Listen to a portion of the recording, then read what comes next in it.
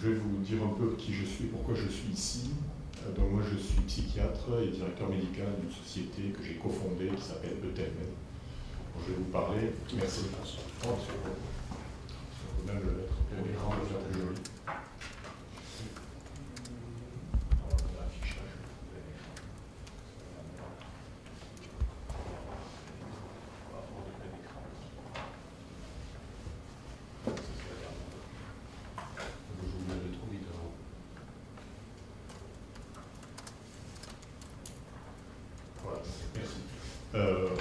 Donc je suis ici pour vous parler d'un programme qui a été lancé de téléconsultation en psychiatrie qui fonctionne depuis avril 2011. C'est un exemple de ce qui peut être fait en téléconsultation. Et je suis ici également car nous sommes avec cette société présente principalement en Asie et c'est lors d'un voyage du CNES, je pense que quelqu'un du CNES a entendu parler de notre société, du fait que des Français pouvaient téléconsulter alors qu'ils habitaient à Wuhan, en Chine.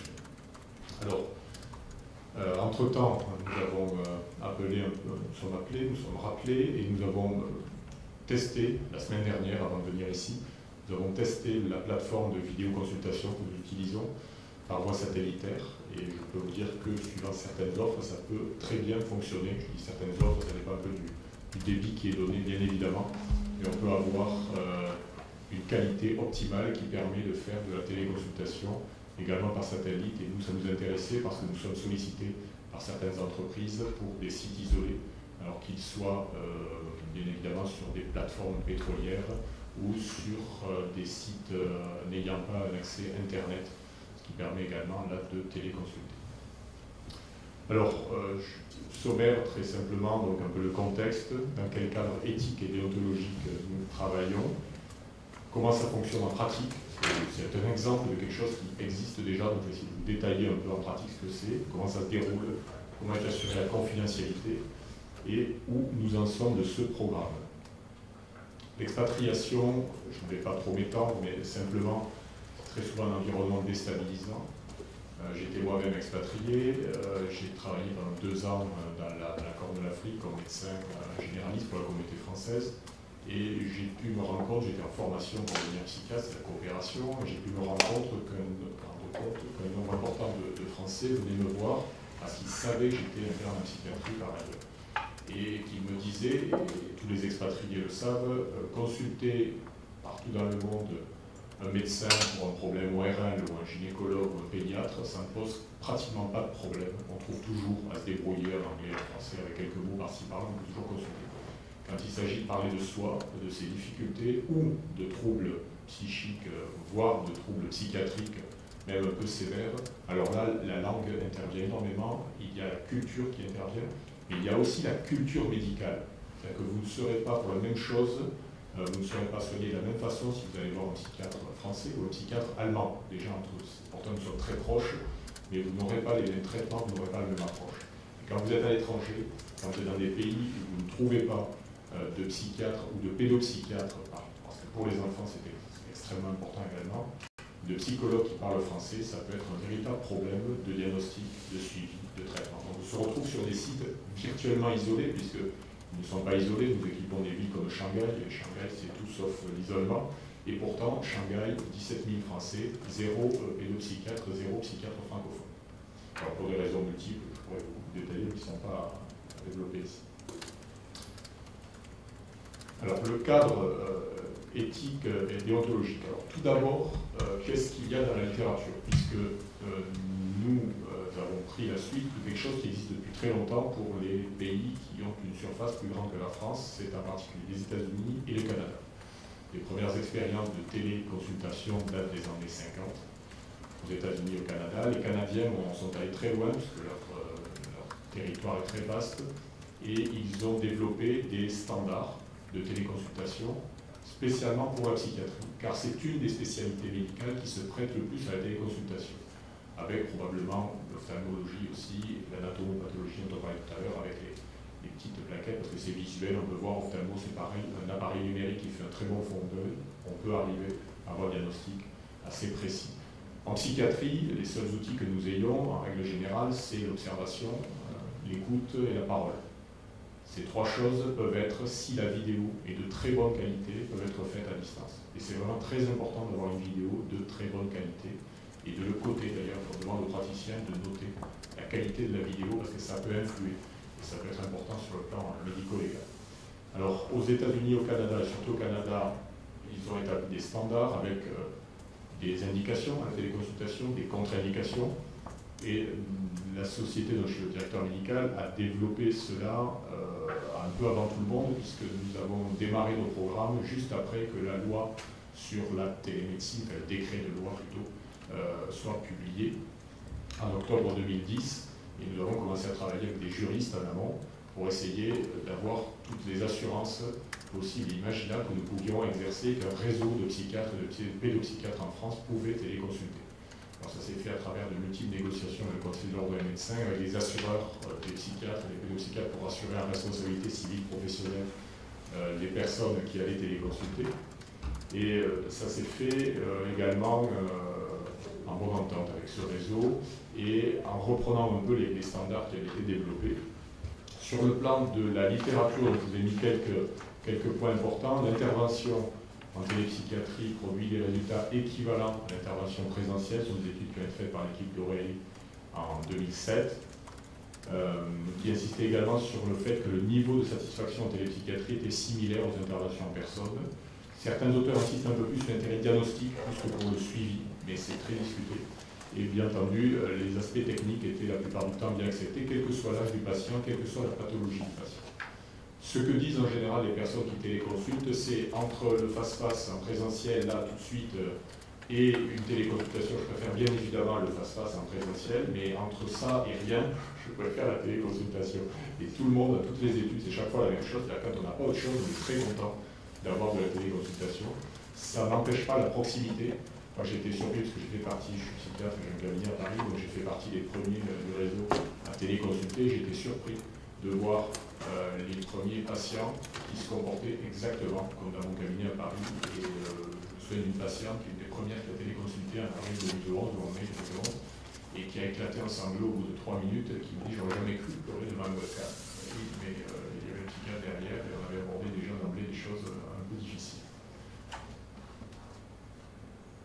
Donc les psychiatres et pédopsychiatres qui participent à notre réseau, qu'on appelait Télémédipsy, exercent tous en libéral en France, c'est comme ça que le Conseil de l'ordre nous a donné l'accord. Il y a un contrat d'exercice à la société, RCP étendu, et la plateforme dont je vais vous parler est conforme aux dispositions du décret de loi sur la télémédecine, qui prévoit donc le libre choix des psychiatres, une liste des traitements et des fiches sanitaires par pays, une prescription qui est faite non pas par le psychiatre, on n'est pas dans la téléprescription, mais qui est faite par votre correspondant médical sur place, car il s'agit de médecine, et on ne peut pas exercer la médecine à partir du domicile.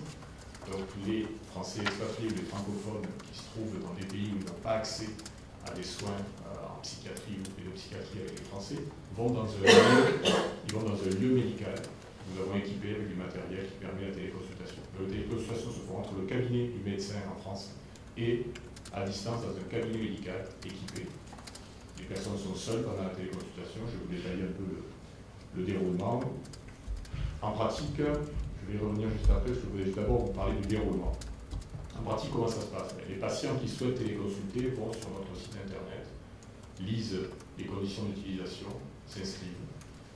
Et à partir de là, ils peuvent choisir un psychiatre. Donc il y a une liste de psychiatres et pédopsychiatres. Ils choisissent ce psychiatre parce que sur son CV, ils ont trouvé qu'il faisait des thérapies cognitives comportementales, ça leur plaît, ou parce qu'il est spécialisé dans l'autisme et ils se demandent si leur enfant n'a pas des symptômes d'autisme. Voilà. Ils choisissent leur psychiatre en fonction des éléments qu'ils ont, de la photo, du lieu d'exercice, parce que parfois quand ces Français rentrent en France, ils préfèrent voir le psychiatre qui sera à Castres parce qu'ils ont leur famille qui est à côté de Castres. Et ensuite, une fois qu'ils s'inscrivent, ils prennent un rendez-vous. La plateforme gère le décalage horaire en fonction de là où se trouve le patient.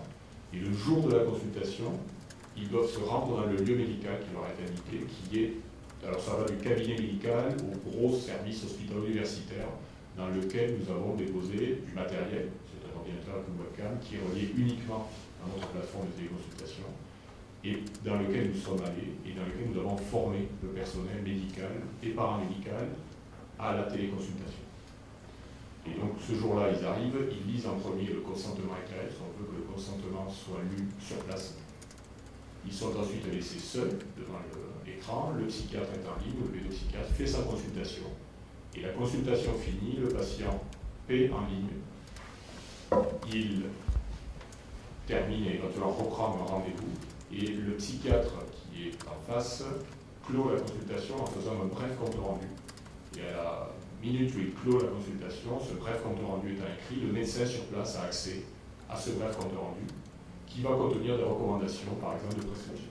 Donc c'est une collaboration entre deux médecins à distance dans l'intérêt du patient, mais la loi prévoit, enfin, le décret de loi sur la télémédecine prévoit que ça peut être soit un médecin, soit du personnel paramédical, ça peut être un infirmier, ça peut être un officier de santé, par exemple, sur une plateforme pétrolière, ça peut être un psychologue, c'est prévu par la loi, ça peut être tout personnel paramédical qui agit dans l'intérêt du patient et qui peut recevoir la recommandation et s'assurer que sur place, il va pouvoir effectuer correctement la prescription des recommandations qui ont été données. Je ne détaillerai pas toutes les tracasseries juridiques qu'il a pu y avoir pour monter ce programme, parce que vous imaginez bien que quand on va dans un pays étranger, il faut aussi se soumettre à la loi du pays. Donc ce n'est pas toujours facile, mais nous y sommes arrivés sur quelques pays, je vais vous en parler après. Alors, notre plateforme, vous la voyez peut-être sauf, notre plateforme, c'est quoi? C'est un système de vidéoconférence professionnelle. Ce système donc, a été testé récemment avec l'équipement du CNES. On a bien vu que ça fonctionnait très bien également avec du satellite, mais en général, on utilise une bande Ethernet quand c'est disponible. Les messageries sécurisées, la gestion des prises de rendez-vous, donc intègre les décalages horaires, il y a une liste des médicaments psychotropes que nous établissons pour chaque pays, pour que les médecins puissent savoir qu'est-ce qu'ils ont sur place. Il y a des modules de collaboration médicale. Et cette plateforme est conforme au décret. Et en particulier, un point important, je n'ai pas noté là-dessus, oui, c'est l'hébergement des données, ne sont pas hébergées dans notre société, mais sont hébergées chez un hébergeur agréé de données de santé, bien évidemment, puisque c'est la loi. La confidentialité, donc voilà, c'était ici, pardon, c'est l'hébergement qui est agréé, un chiffrement fort des données, des procédures strictes d'accès, des journaux d'accès, supervision constante, je vous passe. Alors, en pratique, comment nous avons fait? Entre avril et décembre 2011, nous avons cherché, avant le mois d'avril, nous avons cherché à trouver des médecins un peu pionniers qui acceptaient à l'étranger de démarrer avec nous pour une première phase pilote. On a cherché un peu partout, on a lancé des centaines d'emails, fait marcher tous les réseaux que nous avions à la société. Et finalement, il y a 3 médecins en bout de course, c'est-à-dire au début, il y en avait 50 qui voulaient participer. Puis, au fur et à mesure qu'on a lancé le projet, voilà, on est arrivé sur 3. Ces 3, ça a été un cabinet médical à Vientiane, au Laos, qui fonctionne toujours. Il y a des patients qui vont régulièrement consulter dans son cabinet à Vientiane, au Laos, dans le réseau de psychiatres et pédopsychiatres. On a toutes les semaines des consultations.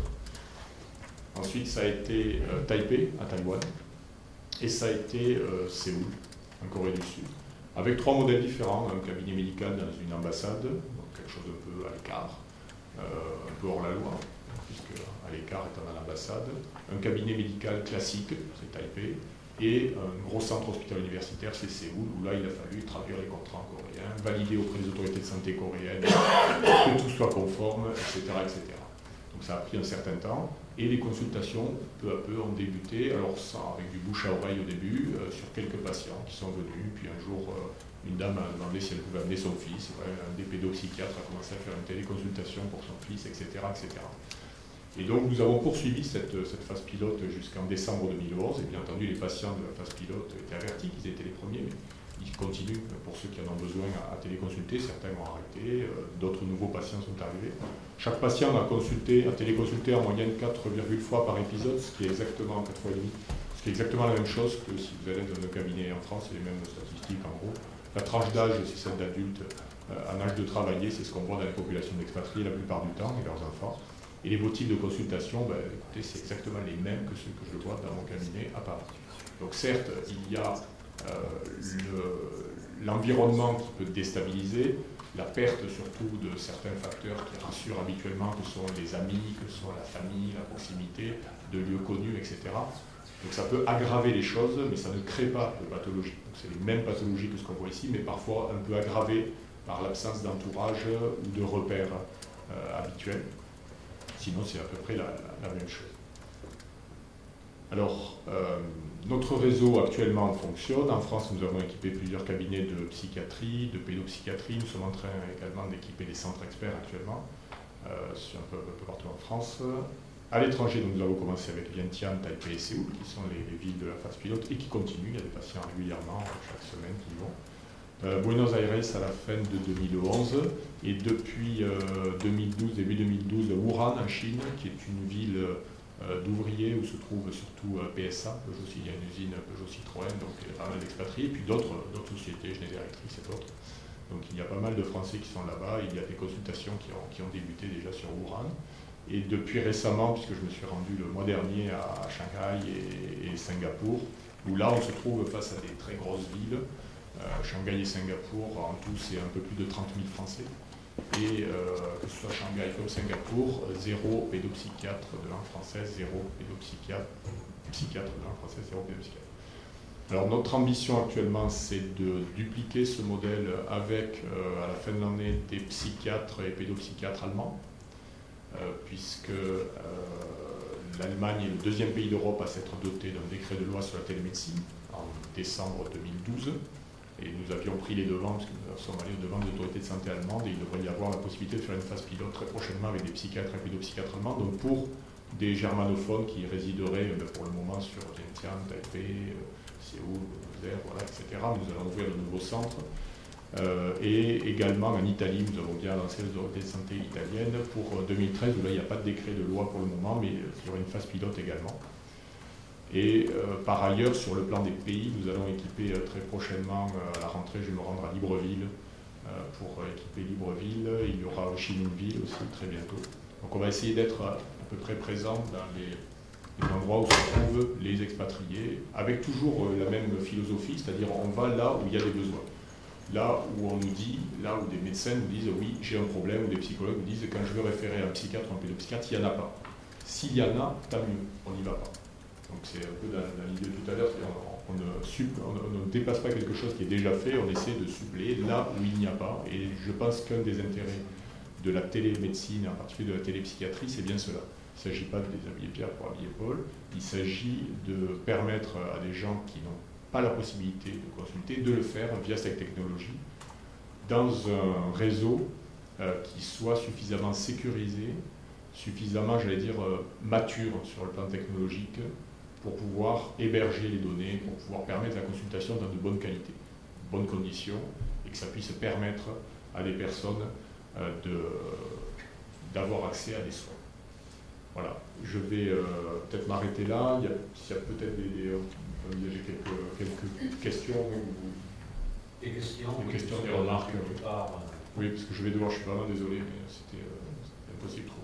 Très brève question, peut-être suggestion, pourquoi pour le déploiement vous ne mettez pas en contribution les gros consommateurs d'expatriés, que sont certainement d'entreprises françaises Total par exemple, qui devraient se soucier de la problématique, qui pourraient être porteurs de déploiement, voire du forfait technique, en l'occurrence pour le nécessaire. Alors, je vais vous demander juste une chose, imaginons que vous travaillez pour Total en Birmanie. Est-ce que vous avez envie que votre employeur sache que vous voyez un psychiatre? Je ne parle pas de la solution, je parle de... Non, je provoque un tout petit peu. C'est juste, ça a été une des options que nous avions imaginées au début. Et nous l'avons testé nous avons parlé à pas mal d'expatriés. Et autant pour une jambe cassée, ça ne leur pose aucun problème. Et d'ailleurs, la médecine du travail pour les expatriés est souvent très impliquée et très au courant de ce qui se passe sur place. Et le secret médical est souvent un peu malmené. Des entreprises comme Total, pour parler d'eux, mais Peugeot, j'en parlais tout à l'heure, font appel déjà à des prestataires qui ont un médecin sur place en général. Et nous avons proposé parfois des collaborations. Et en fait, si on écoute l'employeur, ils ont très envie de choses comme ça. Mais si on écoute les patients, ils n'ont pas vraiment envie de choses comme ça. Donc on a essayé de faire quelque chose qui soit plutôt à l'écoute des patients. qu'à l'écoute de l'employeur. Ce qui n'empêche pas de trouver, on a des accords avec des sociétés comme Total d'ailleurs, pour que dans certains cas, leurs expatriés puissent avoir bénéficié d'un avis psychiatrique via la médecine du travail dans des conditions de confidentialité telles que ça pourrait être fait en France. Donc il y a des accords comme ça avec certaines sociétés. Mais dans l'idée, il est très délicat de proposer de la psychiatrie compte tenu de la stigmatisation. Et alors c'est justement, je pense que c'est important quand on parle, l'idée aujourd'hui c'était aussi de parler de désenclavement. C'est une des rares spécialités qui sont encore autant stigmatisées, mais si vous avez, moi j'en ai fait l'expérience et je l'ai vu dans d'autres pays, si vous avez un psychiatre installé dans une ville, il y a certaines villes en Afrique, je pense à Libreville, nous allons bientôt nous installer, il y a un psychiatre francophone, même français, qui travaille là-bas. Le problème, c'est que quand vous garez votre bagnole devant le cabinet du psychiatre, toute la communauté expatriée sait que vous êtes chez le psychiatre. Et ça pose des problèmes de confidentialité. Quand vous êtes une communauté d'expatriés à l'étranger, si vous avez des enfants, vos enfants sont à la même école que ceux du psychiatre s'il en a, et les gens se connaissent énormément. À la soirée où vous venez un coup avec quelqu'un, vous discutez un peu, draguez un peu, et ça, c'est la femme du psychiatre. C'est vraiment un gros souci. Et donc, tout ça pour vous dire que le désenclavement, c'est aussi l'idée, dans une spécialité comme la psychiatrie, de proposer le choix de plusieurs thérapeutes, et dans une certaine condition de confidentialité. Les gens qui se rendent dans le cabinet du médecin à Vientiane, ils arrivent, ils disent « Bonjour, je viens pour la téléconsultation », on les installe dans la pièce, ils sont tout seuls, et après ils attendent dans le cabinet avec les autres, ils passent dans le cabinet médecin généraliste pour faire le débrief, pour voir s'il y a une prescription ou pas. C'est vraiment extrêmement confidentiel, on ne peut pas savoir qu'ils sont allés voir un psychiatre. Et c'est peut-être un modèle dont il faudra un peu s'inspirer quand les choses seront un peu matures sur la France ou du moins sur la métropole, ça va aller peut-être plus loin, mais il y a quelque chose là-dessus qui peut être envisagé. Moi j'ai travaillé, je collaborais avec la Fondation pour la recherche et les soins en psychiatrie fondamentale. Nous avions fait le projet avec l'ARS Île-de-France de maison de santé, dans lequel les gens pourraient se rendre plus facilement qu'à l'hôpital psychiatrique, parce qu'elle est très stigmatisant. Et là-dedans, il y a un généraliste, une infirmière, puis quand on a besoin d'un spécialiste, tac, on a la téléconsultation qui permet de voir le spécialiste du bipolaire qui est à l'hôpital de Créteil, etc. Donc ça, je pense que c'est des choses qui peuvent vraiment fonctionner. Il faut éviter la stigmatisation, désenclaver, et ça ne fait pas concurrence à ce qui est sur place, c'est complémentaire.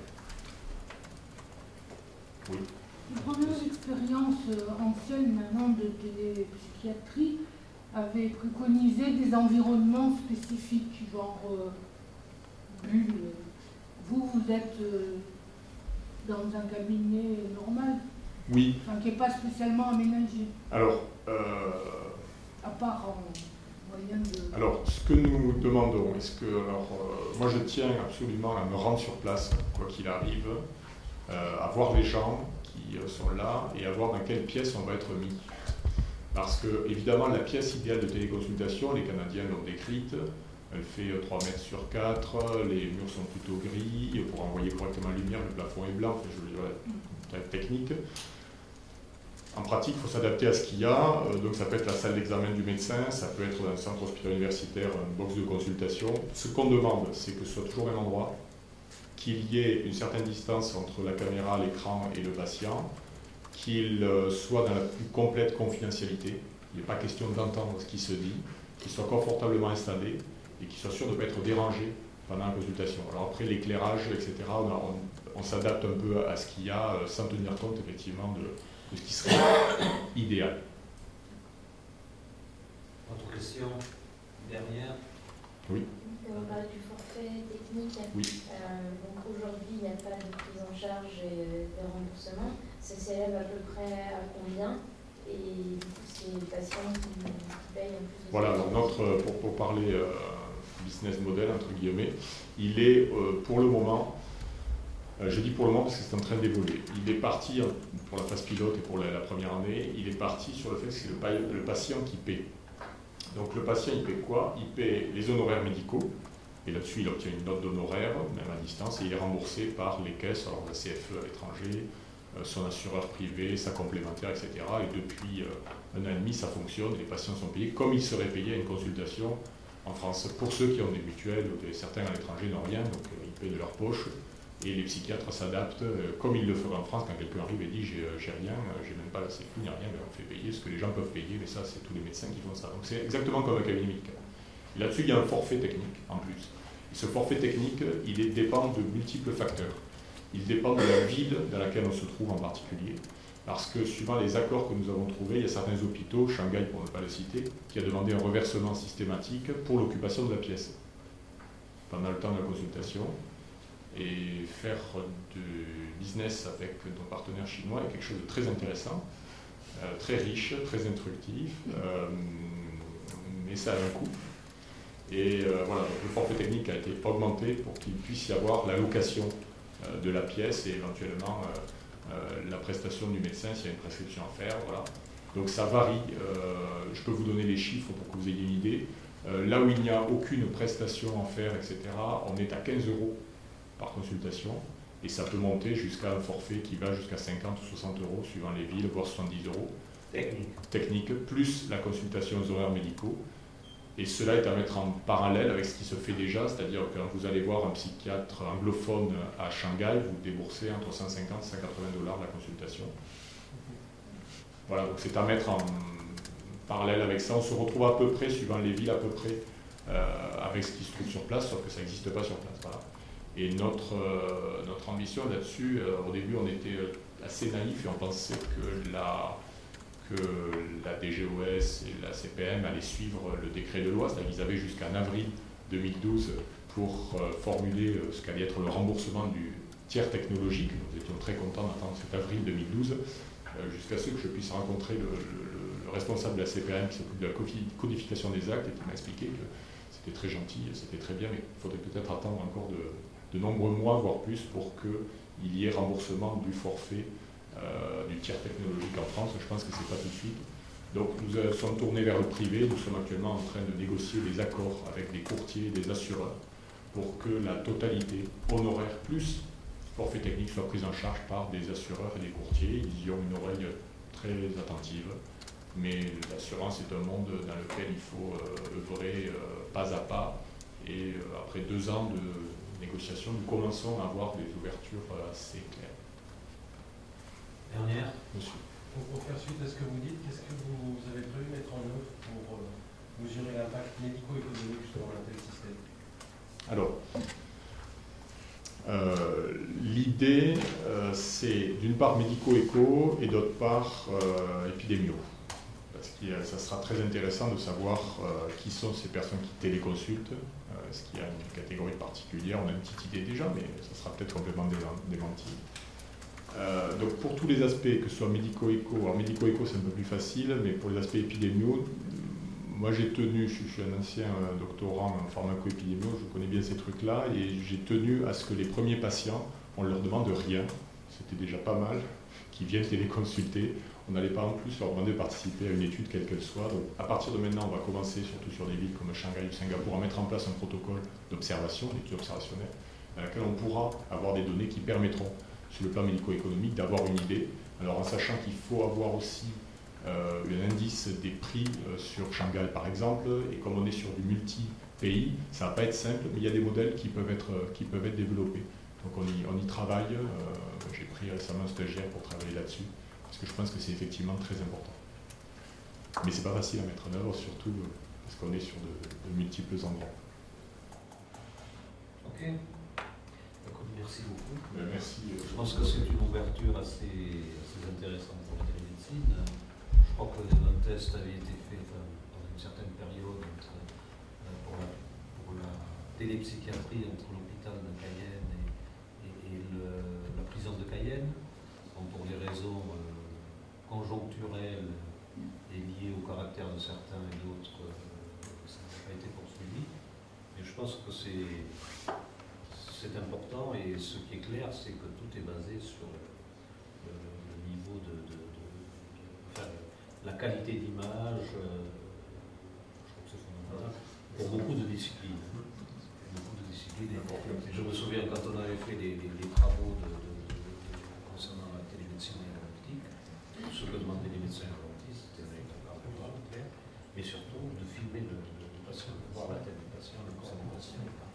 C'est-à-dire qu'avec l'interrogatoire, l'inspection et le regard et d'autres belle chose. Merci beaucoup, bon courage, attention au train. Et attention, parce que la route n'est pas droite. Hein. Il y a beaucoup de virages ici là-bas. Bonne continuation. Merci.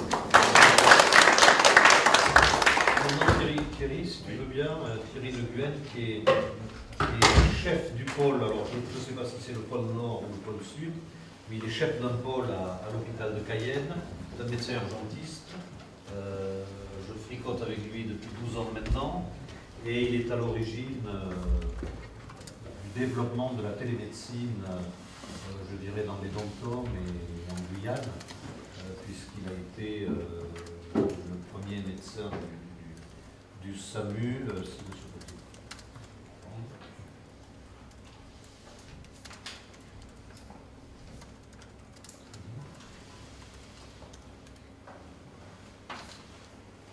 Et donc il va nous parler de 10 ans d'expérience en routine, hein, d'un système de télémédecine qui est implanté dans des sites vraiment isolés, hein, plus de 2 heures du premier hôpital, 2 heures en hélicoptère, à pied, hein, et en Guyane, et bon, ce qu'il a fait depuis, ce que c'est devenu. Ça marche pas.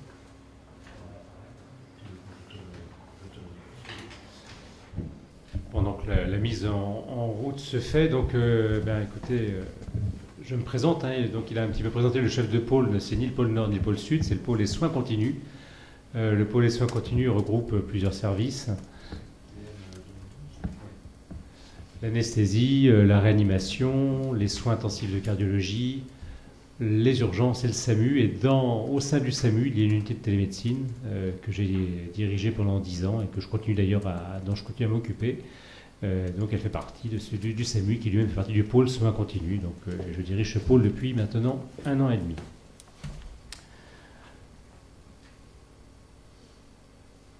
Je vais vous présenter donc un bilan à la fois médical et économique, puisqu'on nous a demandé à un moment donné, notamment les tutelles, d'évaluer les bénéfices et les coûts que ça générait.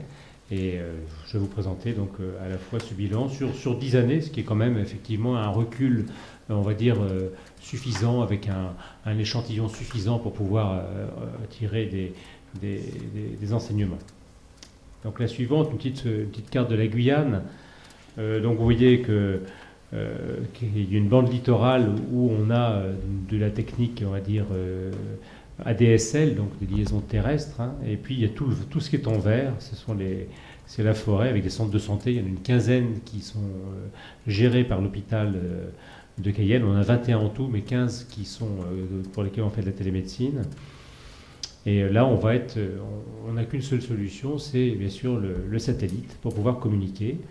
Et puis les moyens de transport, ils sont un peu limités, hein. Donc il y a d'un côté le fleuve Maroni, frontière avec le Suriname, de l'autre côté le fleuve Oyapock, frontière avec le Brésil. Et puis il y a de multiples villages disséminés le long de ces fleuves, où il y a des centres de santé isolés. On peut en le montrer d'ailleurs, le centre de santé de Trois-Sauts par exemple, qui est complètement au sud, sur le haut Oyapock, hein, frontière avec le Brésil. Et donc, vous imaginez bien que pour aller à Trois-Sauts, par exemple, vous avez soit, en cas d'urgence grave, l'hélicoptère, 1h30 l'hélicoptère depuis Cayenne, soit la pirogue. Et la pirogue, c'est 2 jours de pirogue pour arriver à Saint-Georges-de-l'Oyapock, puis 3 heures de route pour arriver à l'hôpital de Cayenne. Vous voyez qu'un petit peu la problématique que ça pose. Alors l'urgence gravissime, ça ne pose pas de souci, l'hélicoptère est là, mais il y a plein de consultations médicales qui nécessitent un avis. Alors sur place, il y a un infirmier, depuis peu un médecin généraliste, mais on va le voir, il y a parfois nécessité d'avoir des avis spécialisés. Alors comment ça a commencé ? Il y a eu d'abord un colloque en avril 2000, sous l'égide donc du CNES, je crois que tu y étais, Tonio, d'ailleurs, hein, et du Conseil régional de Guyane, qui a abouti dans ses conclusions aux 4 grands thèmes que Tonio vous a montrés dans une de ses premières diapositives, hein, la téléformation, la téléconsultation, la téléépidémiologie, la télésurveillance. Et pour ce qui est de la téléconsultation, on s'est dit qu'on allait faire une expérimentation sur la Guyane qui a eu lieu en octobre 2000. Et à ce moment-là, donc les gens du CNES et les gens du MEDES, dont Olivier qui est en face de moi, sont venus. Et nous sommes partis sur 2 sites, notamment 3 Sceaux et un autre Saint-Georges. On a fait une première expérimentation qui s'est révélée concluante et qui aboutit à un vrai projet à mettre en place. Et donc, au départ, nous étions 3 à écrire ce projet, un ancien médecin du MEDES, le docteur Poirot, un ingénieur du MEDES, M. Tournebise, et moi-même. Et on a écrit ce projet pour débuter en décembre 2001. On a commencé par une phase, d'abord, on va dire, sur 4 sites, dans 3 spécialités, une phase pilote. Et puis ensuite, on a étendu. On a étendu à d'autres spécialités, à d'autres sites. Plus tard est venu se greffer un portail web pour tout ce qui est la téléradiologie. On a également mis en place une passerelle avec le serveur de laboratoire pour que les gens des centres de santé reçoivent les résultats dès qu'ils étaient sur le serveur de résultats du laboratoire. Donc voilà un petit peu pour tout ce qui a été développé. Alors la suivante, donc, est passée un peu vite, mais donc voilà, je reviens sur les infrastructures que nous avions au départ, très peu, très peu en termes de télécommunications. Et donc au départ, nous avons travaillé avec des téléphones satellites de type Inmarsat M4. Ça coûtait cher la minute, $7 la minute. Donc ce qui a fait le choix un petit peu du mode connecté-déconnecté, et donc d'envoi différé. On n'a pas fait le choix de téléconsultation en direct, d'abord parce que les débits n'étaient pas suffisants, puis ensuite parce que ça coûtait très cher, donc on faisait de l'envoi en différé avec des fichiers numériques joints à des fiches d'expertise dans différentes spécialités. Donc on va le voir un petit peu après. Donc ensuite, après ces téléphones satellites Inmarsat M4, on a installé des paraboles satellites sur 5 sites qui étaient gérés par un opérateur, Outre-mer Télécom. Donc là, c'est des grandes antennes, des VSAT. En même temps, comme tous les sites n'étaient pas équipés pour les autres, on a acheté des téléphones Began qui sont un peu plus performants que les téléphones Inmarsat. Et puis depuis 2008, donc, on a passé un contrat avec un opérateur pour tout ce qui est de l'intérieur de la Guyane, qui s'appelle Guyacom, et qui nous a installé des paraboles sur un système qui est le système Hughes, qui est un mixte qui part du Brésil, de São Paulo, qui est un mixte à la fois terrestre et satellite, en tout cas pour la partie guyanaise. Ça remonte jusqu'au Canada. La suivante. Donc le concept, je vous l'ai dit, on a 2 serveurs qui sont dédiés et donc qui hébergent toutes nos données médicales. L'architecture basée sur un système client-serveur sous Lotus Notes, logiciel IBM au départ qui est très confidentiel, bien crypté, utilisé par les banques, les militaires, donc c'est facile d'utilisation. On a mis en place au départ la symbolique valise de télémédecine qui contenait l'ordinateur et puis les périphériques qui allaient bien. Bon, c'est vrai que depuis quelques temps, on s'en est exonéré et on a installé maintenant dans les centres où nous avons repris, l'hôpital de Cayenne, des ordinateurs, on dirait de bureaux avec des écrans plats, etc. Et on n'est plus dans le système où on mettait un portable dans une valise. On a effectivement établi ces fiches de demande d'expertise, c'est important, ça permet à l'image qui est jointe, la photo, d'avoir tout le renseignement dont elle va avoir besoin de spécialistes. Et surtout, ça tient sur une feuille. Il faut que l'infirmier qui va être isolé puisse remplir une fiche de cardiologie, par exemple, à laquelle il va joindre son ECG numérique facilement, des questions simples, de sémiologie simple.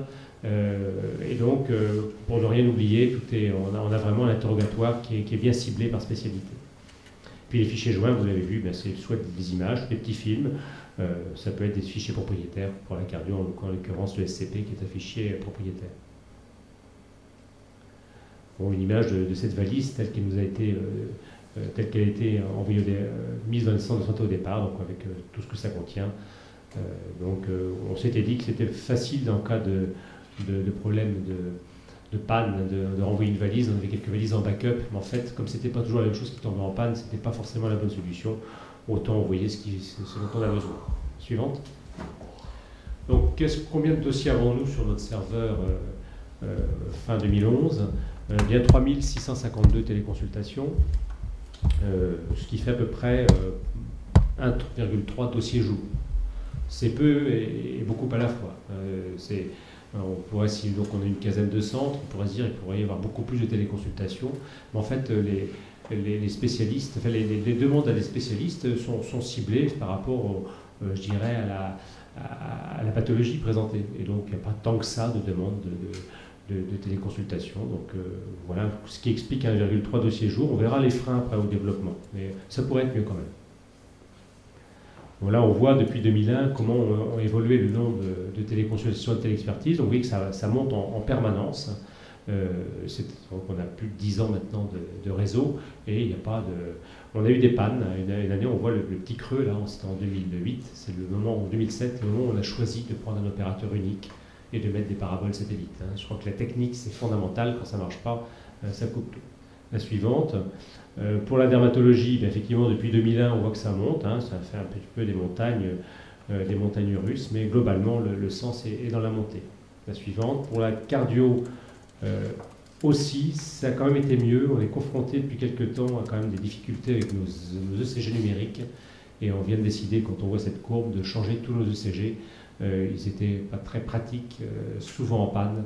Et donc, il y a des nouveaux modèles qui sont sur le marché maintenant, qui vont, j'espère, permettre de remonter un petit peu les demandes en cardiologie, sachant que c'est nouveau, c'est des fichiers exportés en PDF, des ECG en PDF, ça évite le fichier propriétaire, c'est pas mal comme solution.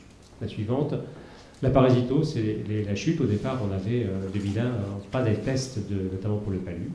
Et puis, vous voyez que donc, tous les diagnostics de palu étaient pris en photo, envoyés pour le laboratoire, pour identifier quel type de paludisme c'était.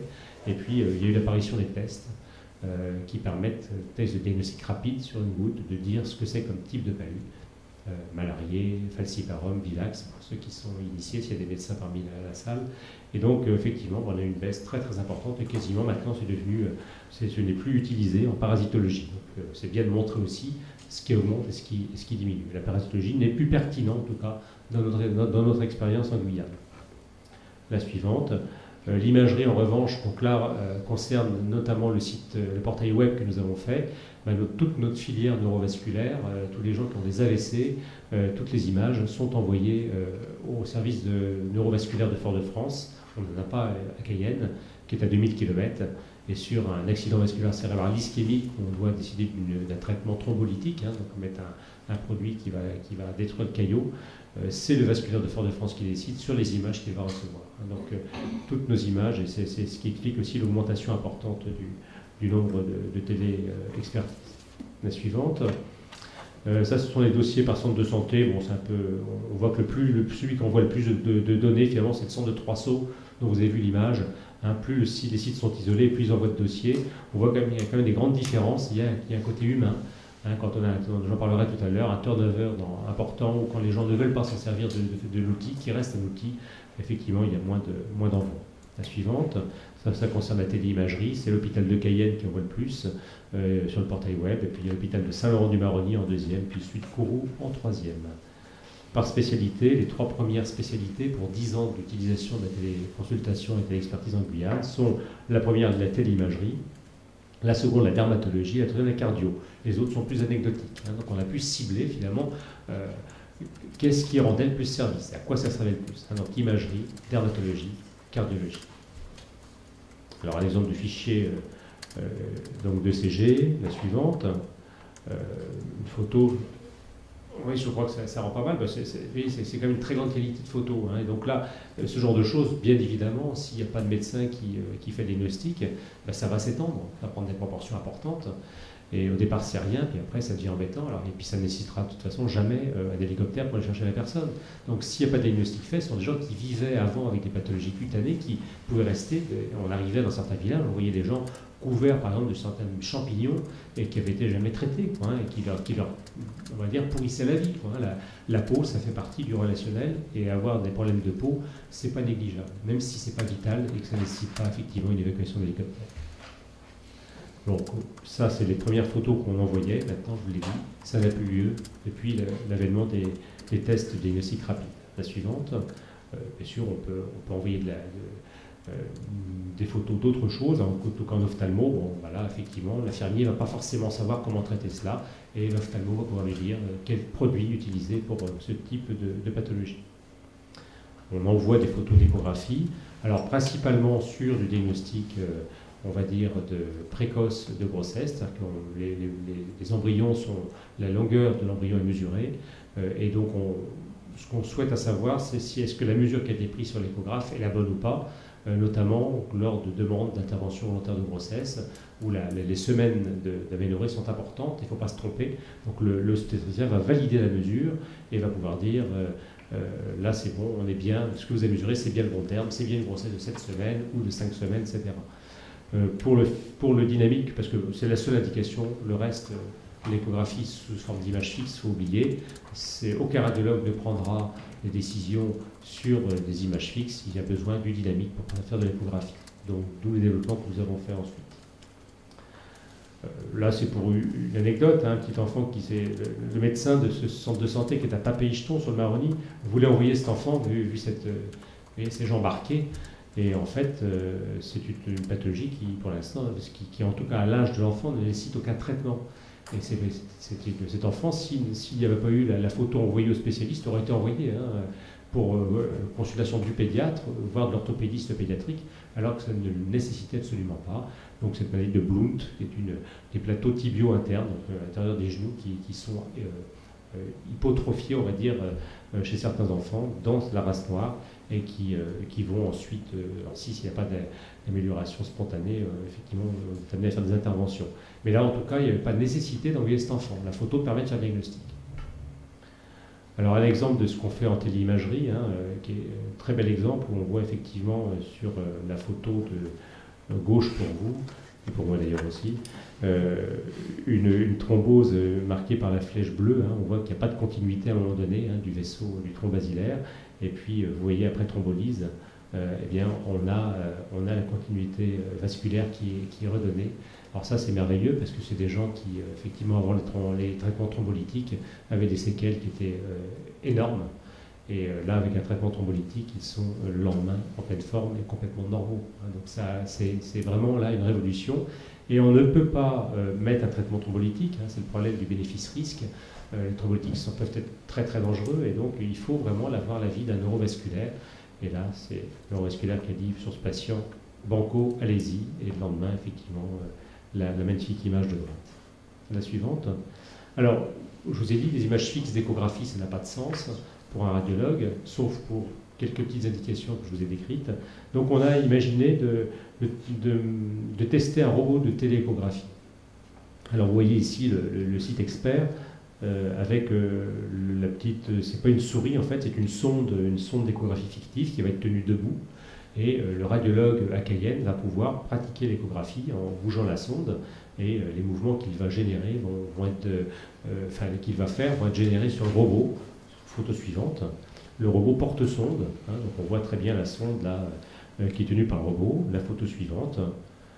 Donc on voit là le gynécologue de Cayenne qui est en train de tenir sa sonde fictive. Il a sur un écran l'image de retour de l'échographe. Et puis sur l'autre écran, il a une photo de la patiente en l'occurrence, qui venait dans le moment des tests là pour une douleur pelvienne avec un retard de règles et chez qui on suspectait ce qu'on appelle une grossesse extra-utérine.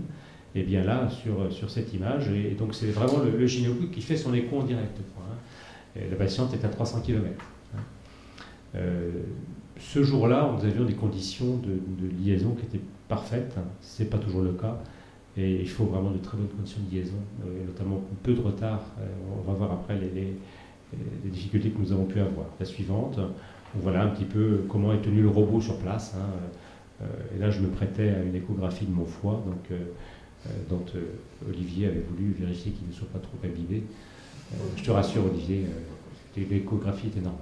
Pour un breton. Pour un breton, voilà. La suivante. Alors, on a un échantillon très restreint pour noter l'échographie, 22 sur 4 mois, pour des raisons principalement techniques. On a d'énormes problèmes par satellite. Et on a un retard entre la commande de la sonde par le radiologue et le retour image qui pose souci.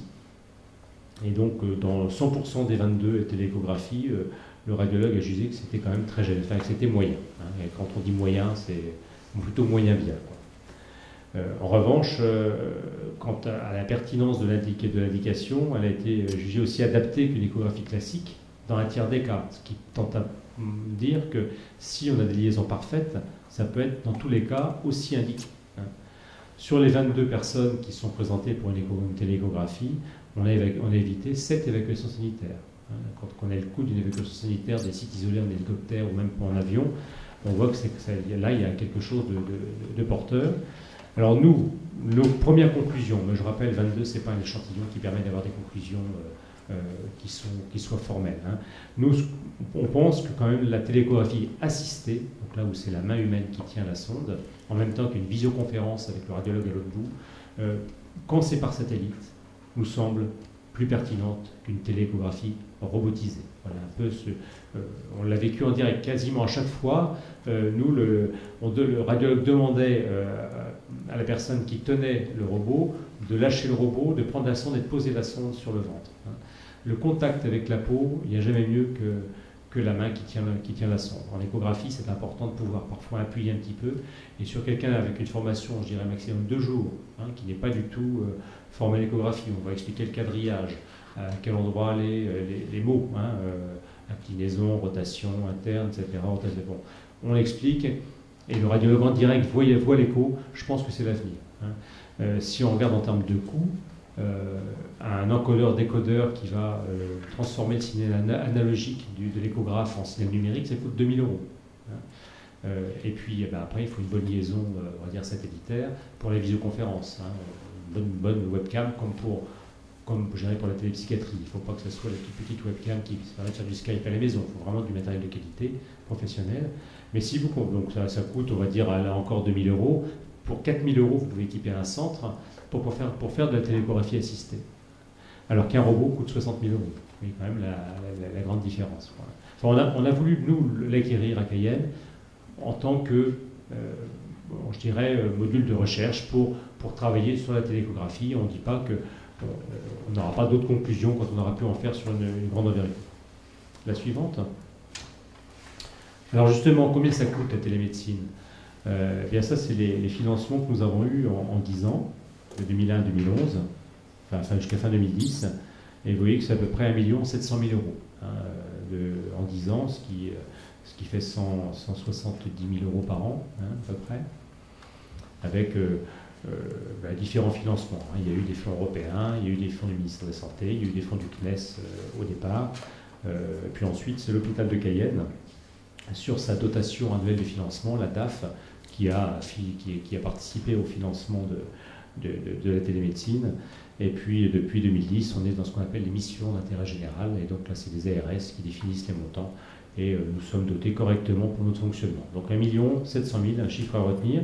Parce qu'ensuite, photo suivante, j'ai essayé avec un de mes collaborateurs d'évaluer combien d'économies on a réalisé, sachant que ça reste une estimation. Alors, on a fait une étude rétrospective, on a sorti 3000, je regarde un petit peu, 2121 dossiers. On a ressorti presque 3000 dossiers, pardon. On a retenu 2951 dossiers sur les 3152 qui étaient archivés, c'était le chiffre de départ.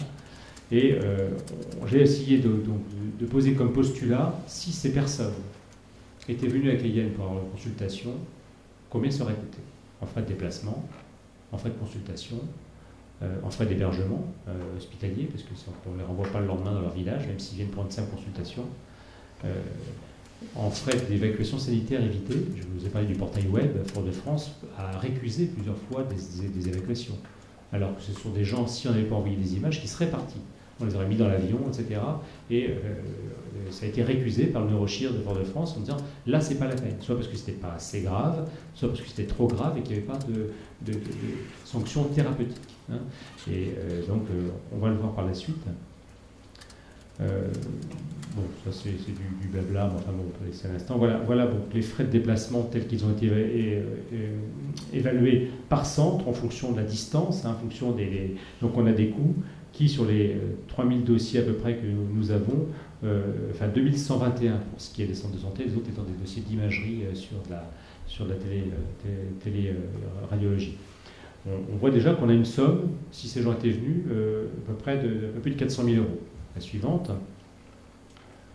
En termes de consultation, il aurait fallu payer une consultation, 30 euros, une consultation de spécialiste, qui bien sûr n'est pas comptée, puisque nous, les spécialistes font ça sur leur temps de travail hospitalier, donc ils n'ont pas de rémunération supplémentaire.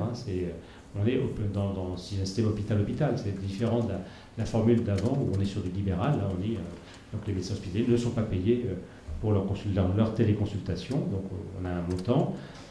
Les hospitalisations, s'il est fallu garder les personnes une nuit à l'hôpital, on a le montant, c'est pas rien, c'est pas anodin.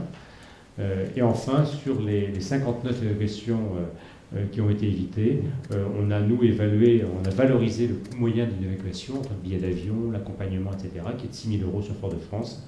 Et vous voyez le coût. Donc au total, quand on rajoute tout cela, la suivante, on arrive à un total d'économie estimé d'1,9 million €, qu'on rapporte, je dirais, au budget donné, et qui, même si ça reste une évaluation, je pense qu'on n'est pas loin. Alors vous allez me dire, mais ces gens-là, finalement, c'était pas si grave que ça. De toute façon, ils n'auraient pas consulté, donc c'est pas des vraies économies. Mais ils ont eu une plus-value quand même, ils ont eu une consultation.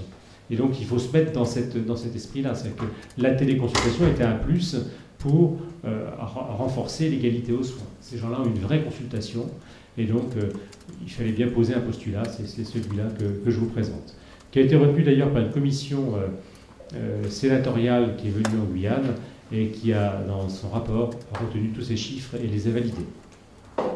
La suivante. Quand on monte un réseau de télémédecine, ou quand on a l'expérience d'une dizaine d'années, on voit un petit peu effectivement quels sont les freins, par exemple, au développement d'un réseau. Quand on va en mettre un, d'abord des freins techniques. Je vous ai parlé des problèmes de haut débit, on n'en avait pas au départ. Des infrastructures, même si c'est en Guyane où les fusées partent, c'est pas simple de mettre en place des infrastructures. Je vous ai parlé des temps de latence sur les liaisons. Effectivement, si vous êtes sur du satellite, vous êtes vite à plus de 1200 millisecondes, ce qui rend impossible une téléchographie correcte, par exemple, ou même une visioconférence correcte. Et puis, tout ce qui est le problème de maintenance dans les sites isolés, c'est très très complexe. Donc tout ça, ce sont des freins au développement. Et à chaque fois qu'on a eu des baisses, nous, dans nos nombres de téléconsultations, vous voyez, c'était parce qu'on avait ces freins techniques qui étaient majeurs. La suivante. Les freins administratifs, je n'ai pas de problème de budget, mais quand je fais une commande, par exemple, pour une dizaine de CG, ça va passer par la cellule achat de l'hôpital, etc., du service de direction, des services économiques et logistiques. Il va falloir, bref, entre le moment où la décision est prise et le moment où je reçois mes ECG numériques, il faut compter entre 6 et 8 mois. C'est lourd, c'est très très lourd, si vous voulez, surtout quand on en a besoin pour faire des tournées sur les fleuves. Et alors que les budgets sont là, c'est même pas un problème financier, c'est budgété. Les freins humains, je vous en ai parlé, quand les gens tournent beaucoup dans les centres de santé, ils n'ont pas le temps de vraiment bien prendre en main l'outil, même si on les forme tous avant de partir, on essaie de les former tous avant de partir, on essaie d'aller sur site une fois par an. C'est vrai que ce turnover est gênant, et puis parfois c'est un problème tout simplement de manque de motivation. Il y a des gens qui ne veulent pas ce qui, pour eux, trouvent que ça ne sert pas à grand-chose, qu'on peut s'en passer. On peut se passer de tout, effectivement. Les freins budgétaires, enfin, effectivement, on a eu de la chance, nous, d'avoir des financements, je vous l'ai montré. C'est vraiment la base. S'il n'y a pas de financement, les projets capotent. Maintenant, après les freins, les clés de la réussite, je pense que quand on met en place un réseau, il faut un pilotage. Il faut bien sûr des financements et des partenaires, c'est important. Il faut former les utilisateurs, il faut aller sur site, il faut que la maintenance ne soit pas du tout perdue de vue. C'est le nerf de la guerre, les freins techniques. Et enfin, le choix que nous avons fait, c'est un opérateur unique. Et je crois que c'est important d'avoir une bonne homogénéité des moyens de communication en site isolé. La dernière donc. Et comme je vous le dis, écoutez, on a commencé, on était dans les premiers, il y avait bien sûr à faire il y en avait d'autres qui en faisaient, on n'a pas inventé la télémédecine, mais je dirais qu'on l'a vraiment mis sur un grand territoire, de manière structurée, de manière organisée. On a été un des premiers départements à le faire, et c'est vrai que ça ressort, comme le disait Antonio tout à l'heure, ça ressort dans les rapports, et puis on est soutenu par notre ARS, Et puis ça rentre maintenant dans la logique du ministère de la Santé qui a mis en place des décrets sur la télémédecine, qui effectivement a poussé les ARS à faire des programmes régionaux de télémédecine, des PRT, dans chaque région. Et donc nous, bien sûr, notre expérience a servi à l'élaboration du programme régional de télémédecine Guyane, avec tous les axes qui sont amenés à être développés. Voilà, je pense que c'est la dernière, une photo de la Guyane, voilà, qui est un très beau pays où je vous invite tous à venir. Voilà, je vous remercie. Merci Kevin. Je suppose qu'il doit y avoir des questions, monsieur. Vous me sembliez regretter tout à l'heure, quand vous trouviez péjoratif le fait qu'il y ait qu'un recours 0,3 je crois par jour au système. En même temps, on pourrait toujours se dire que cette référence 0,3 par jour, elle témoigne de la qualité du tri qui est fait en amont, peut-être. Mais ce qui n'apparaît pas dans votre analyse, c'est quel est le taux de référence erronée ou abusive. On parlait tout à l'heure pour la médecine aéronautique de 35%, vraiment a posteriori, de déclenchement abusif des alertes. Vous, est-ce que vous avez une idée de ça? C'est-à-dire toutes ces images qui sont transférées, ces demandes d'avis spécialisés qui sont sollicitées, combien au final s'avère abusif? C'est peut-être un grand mot. Pour la question abusive, c'est 0% de taux. On n'a vraiment aucune demande abusive. Parce que les gens qui l'envoient, effectivement, sont soit des infirmiers, ce sont des professionnels de santé quand même, des infirmiers ou des médecins en site isolé. Donc, comme vous le dites très justement, il y a un tri qui est fait au préalable, un tri important. Puis ensuite, quand ils envoient, c'est qu'ils sont vraiment dans une impasse. Et même si elle peut sembler anodine, un problème de peau, l'infirmier qui va être dans un site isolé, qui voit le patient, il n'a pas la formation ni pour faire des diagnostics, ni pour mettre le traitement. Et pour ce qui est de la cardiologie, qui est également un autre recours important à la téléconsultation, effectivement, on a parfois des ECG normaux qui sont envoyés, qui ne présentent pas de caractère pathologique. Mais ça, quand c'est par exemple un infirmier qui l'envoie, il ne sait pas qu'il est normal. Quand c'est un médecin, on a parfois des médecins qui envoient des ECG normaux, parce qu'ils sont un petit peu inquiets. Est-ce que c'est abusif? Mais il y a quand même aussi toute l'histoire clinique à côté, où il peut se poser des questions. Bon, moi je pense pas que... On est plutôt dans le sens de l'enquête de la Fédération hospitalière de France qui vient de parler de la pertinence d'un examen complémentaire. Est-ce que parfois il est licite de faire tel ou tel examen? Est-ce que sur tel ou tel patient qui présente une douleur thoracique, qui est jeune, qui n'a pas d'antécédent, il est licite de faire un ECG? C'est toute une question. Effectivement, mais moi je n'ai pas évalué effectivement, et en tout cas s'il y a des dossiers entre guillemets normaux qui ont été envoyés, on ne peut pas dire que c'est abusif d'une part, et d'autre part c'est très très peu par rapport aux 3150 dossiers qui sont sur notre serveur. C'était la deuxième partie de la question qui permettait, c'est justement comment vous envisagez d'exploiter cette analyse des requêtes qui est faite pour monter le niveau de formation des agents de santé de premier niveau, parce que souvent, vous avez dit, sont des professionnels de santé, voire peut-être même pas, sans doute, peut-être. Et comment on exploite justement ces références, ce tri et cette pertinence de la référence, abusif, j'ai bien dit que le mot était un peu fort, pour améliorer le cursus de formation de ces agents de premier niveau. La formation, elle va être à la fois technique, ça va être c'est-à-dire le maniement par exemple d'un appareil photo numérique. Il y a des débriefings dans des visites sur site. C'est-à-dire qu'il y a une formation initiale de tous les gens qui partent sur des choses, ça va être le maniement de l'ECG numérique par exemple. C'est pas forcément, on va leur expliquer comment il fonctionne. S'ils ne savent pas comment il fonctionne, ils ne vont pas l'utiliser. Et s'ils ont un ECG normal à côté, ils vont utiliser le CG classique. Ils vont envoyer par fax, alors qu'on va avoir une qualité, pour le coup, très très mauvaise par rapport à du fichier numérique. Donc il faut former. Donc voilà, le niveau de formation, ça va être niveau technique, à l'appareil photo numérique, maintenant tout le monde en a, mais enfin bon, c'est rare qu'on tombe sur des gens qui ne savent pas utiliser un appareil photo numérique. Donc ECG numérique. Avant, c'est des formations sur le microscope. Je parlais d'échographie, c'est une formation dans le service de radiologie, au quadrillage, etc. Donc il y a des niveaux de formation qui sont est-ce qu'il y a des procédures établies? Non. Ça reste des niveaux qui, enfin, on essaye la pédagogie est de vérifier au bout d'une heure de formation si les gens sont capables de faire un dossier. On fait la formation, et après on les met en situation de se dire, allez, faites-moi un dossier numérique, je suis impatient, et faites un dossier. Voilà, c'est un petit peu notre objectif. On est plus dans le résultat que dans la procédure avant. Est-ce qu'au bout d'une heure, ils sont capables de faire un dossier de téléconsultation? Donc ça, c'est le niveau de formation. Les gens qui partent en centre de santé sont au minimum des infirmiers. On a bien sûr des agents de santé qui vont servir d'interprètes, mais comme c'est hospitalier, le fonctionnement, on est dans l'État français, donc on a une structure de soins, ce sont des infirmiers au minimum à former. Donc voilà, est-ce que j'ai répondu à votre question? Pas totalement. Dans cette formation, c'est pas tant l'accent technique que l'accent formation médicale. Je pense à toute la référence, notamment en dermatologie. Oui. Finalement, est-ce qu'à force, on peut améliorer la capacité diagnostique de ces infirmiers, donc peut-être de bons, pour qu'ils diminuent la référence et que s'instaurent des procédures de traitement, que ça améliore la Alors, les délégations aux infirmiers sont très, très encadrées. Hein. Dans le cas il y a des délais, effectivement, c'est possible, mais à ma connaissance, il n'y en a pas en dermatologie, mais pourquoi pas, hein, on peut tout imaginer. En revanche, oui, pour les médecins généralistes qui sont dans les centres, ça participe bien évidemment. Et au début, ils vont envoyer par exemple, beaucoup plus de photos de dermato, et c'était le cas pour la parasito à l'époque.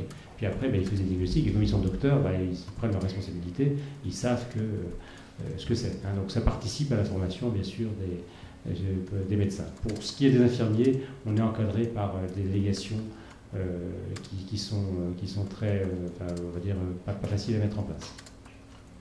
Monsieur?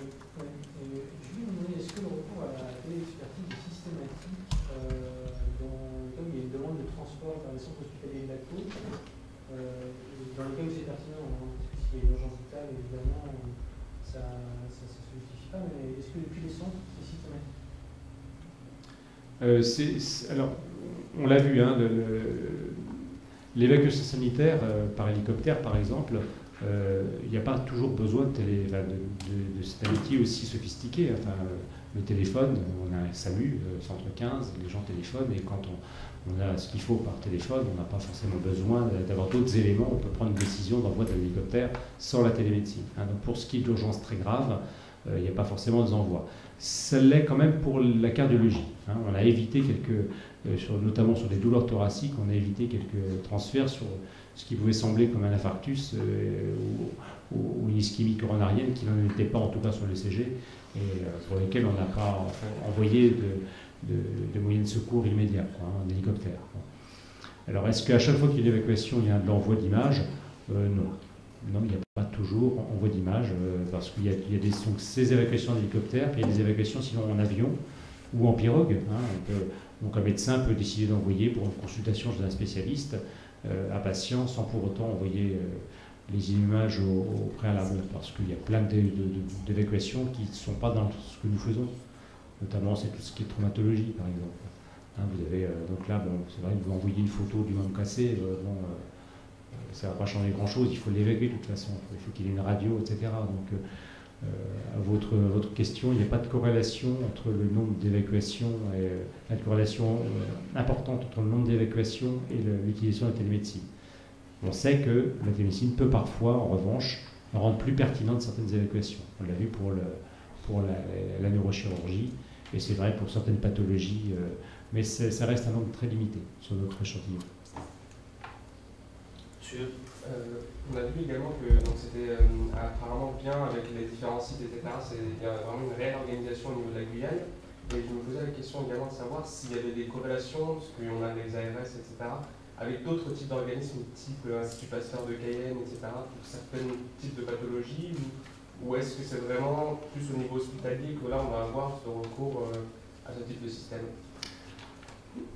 Pour ce qui est des résultats de laboratoire, par exemple, il y a une coopération avec l'Institut Pasteur qui ont voulu mettre en place une passerelle comme la nôtre pour que sur le réseau de télémédecine, les résultats, quand ils arrivent sur leur serveur, soient communiqués également dans les centres de santé. Donc il y a des coopérations en termes de résultats de laboratoire. Il faut savoir quand même avant, quand un centre envoyait par avion des tubes, le matin, par exemple, Paris-Passoula, qui est sur le Maroni, qui est à 1 heure d'avion, il y a plusieurs avions par jour. Donc ils piquent un patient, ils envoient les tubes, et les tubes arrivent à Cayenne en fin de matinée, sont traités, et le résultat arrive sur le serveur de résultats du laboratoire. Immédiatement sur les messageries Lotus du centre, les médecins vont recevoir les résultats sous format PDF, comme s'ils recevaient le résultat. Avant, c'était soit des fax qui étaient envoyés, et sur le nombre, je ne vous dis pas, le laboratoire ne pouvait pas envoyer des fax à tout le monde, hein, soit des coups de téléphone. Alors, il fallait, le laboratoire passait son temps à répondre, et puis avec les types de risques d'erreur de retranscription, soit le courrier qui mettait entre 3, 4, voire 15 jours pour aller. Donc vous voyez que ça modifie la vie des professionnels sur place, en site isolé, par une simple passerelle entre le serveur de résultats interne du laboratoire et le serveur de télémédecine. Et cette passerelle, donc, on l'a faite également pour Pasteur, par exemple en Guyane. Dernière question. Bon, je sais que Donio va nous montrer le camion itinérant avec le dépistage du diabète, mais la question que je voulais poser est la suivante. En métropole, en France, il y a une réorganisation assez importante, en particulier dans les endroits, disons, isolés. Ça n'a rien à voir avec la Guyane, bien sûr. Donc il y a des fermetures d'hôpitaux, il y a des fermetures de cliniques, et en ce qui concerne les généralistes, il y en a de moins en moins. Par exemple, dans le pays de Qatar, du côté de Quillan, vous avez un généraliste pour une zone assez importante. Est-ce que la télémédecine a un avenir en France? Moi je pense, oui. Je pense que pour de la dermatologie, par exemple, vous êtes médecin, vous avez un confrère dermatologue qui est prêt à jouer le jeu, avec le même système qui nous a été présenté. Hein. Il faut que le libéral soit appliqué, etc. Vous prenez une photo, vous l'envoyez, vous avez le résultat tout de suite. Hein. Je pense qu'il faut le développer même avec des moyens, avec les smartphones d'aujourd'hui. Hein. Je crois vraiment que la télémédecine doit évoluer, et notamment, enfin, c'est faire déplacer quelqu'un pour une consultation, alors que nous, on a montré, alors là, je ne vous ai pas donné tous ces chiffres, mais on avait fait, dans les premières études, on a montré que, j'ai fait faire une thèse, moi, notamment la télédermatologie, c'est jugé aussi pertinent qu'une consultation dermatologique dans plus de 90% des cas. C'est-à-dire que souvent, sauf les cas où vous allez avoir besoin, par exemple, d'un dermatologue de faire une biopsie, pour pouvoir, mais pour tout, partout il y a besoin du simple visu. C'est vrai que le fait de voir le dermato, il va pouvoir avoir le toucher en plus, etc. Mais globalement, il y a dans beaucoup de pathologies, ça suffit. Alors vous allez me dire, des fois, souvent quand les pathologies sont connues par les médecins, et le recours au dermato, c'est justement quand il y a besoin d'examens complémentaires, type biopsie. Bon. Mais vous êtes dans votre cabinet, vous avez une douleur thoracique chez un patient atypique, etc. Vous voulez avoir un avis sur l'électro que vous venez de faire, vous l'envoyez à un collègue avec qui vous travaillez habituellement, cardiologue, vous pouvez avoir la réponse tout de suite. Enfin, ça, c'est pas ancré dans les mœurs, c'est pas entré dans les mœurs encore. Ça commence à venir, mais je crois que c'est ça qu'il faut structurer. Puis, le problème, c'est que c'est du temps. Donc avant, effectivement, en libéral, bon, time is money. Hein, donc, effectivement, si la téléconsultation est rémunérée au prix d'une consultation, ce qui semble être le cas bientôt, hein, c'est pas encore, la Sécu n'a pas encore donné tous ses accords, mais enfin, on se dirige vers ça. Je pense qu'effectivement, on peut développer beaucoup, entre deux médecins. Alors après, quand il n'y a pas de médecin, c'est pareil, vous mettez sur un infirmier. Là, mon projet en Guyane, c'est de faire une salle de consultation avec la visioconférence, et donc des appareils type stéthoscope numérique, otoscope numérique, etc. Vous avez un patient qui arrive dans une salle équipée, le patient s'installe, le médecin qui peut être à 300 km voit le patient, c'est une infirmière qui reçoit le patient, qui va prendre l'attention, faire une prise de sang, un dextro, faire différents examens, on va avoir tout ça apparaître sur l'ordinateur, puis après vous lui demandez de poser le stéthoscope, et vous entendez mieux que si vous étiez vous avec un stéthoscope numérique, c'est parfait, quoi. Si vous avez quelques petits crépitants dans les poumons, vous allez les entendre. Pareil, vous mettez, l'infirmière met l'otoscope numérique sur le tympan de l'enfant qui a mal à une oreille. Vous allez voir le tympan en gros sur votre ordinateur, mieux encore que si vous étiez vous-même. Donc c'est pour dire que tout ça, ça peut se développer, bien sûr. Je pense que même en France. Alors après, il faut pas, ça reste des outils, quoi. Le mieux, c'est le médecin en direct. Je crois que c'est ça le postulat. Le mieux, c'est d'avoir une vraie, que c'est ce que disait notre collègue. Mais quand on ne peut pas faire autrement, comme on a un outil technologique qui nous permet d'aller dans un sens, effectivement, il faut à ce moment-là cadrer les choses. Et il ne faut pas dire, bah non, c'est pas bien, c'est mieux si c'est le docteur qui est là. Non, si on ne peut pas avoir de docteur, bah, vaut mieux encore utiliser ces outils. Ça reste un outil. Le mieux n'est pas l'ennemi du bien. Et puis, voilà. Pour complémenter ce que disait Thierry, dans l'arrière-pays niçois, il y a 42 sites qui ont été implantés le système de télémédecine, 2 valises de télémédecine, type Guyane, et qui sont opérationnels aujourd'hui. Donc c'est une réalité, tout dépend des régions et des endroits. Dans les Vosges, pareil. Dans les Vosges, il y a une partie des Vosges qui est câblée, où il y a un réseau de télémédecine. Alors peu importe qu'il soit via satellite ou terrestre, mais l'acte de e-santé se font.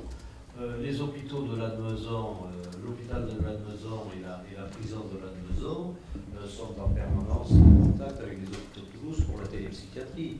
La télééchographie, c'est de la routine dans la région centre, c'est de la routine dans la région PACA. Et puis je dirais quelque chose de rigolo, tu as 95% des internes en médecine ou des chefs de clinique des hôpitaux de Toulouse, que ce soit Rangueil, Larrey ou Purpont, qui dès qu'ils ont un problème, au lieu de descendre de tel étage à tel bâtiment, ils communiquent par smartphone et ils envoient des photographies par smartphone, etc. Donc c'est une réalité. C'est vrai que le problème que l'on a en France aujourd'hui, c'est que c'est très dispersé. C'est gaulois en fait, hein, chacun dans son coin, et puis surtout, je ne vais pas aider le voisin.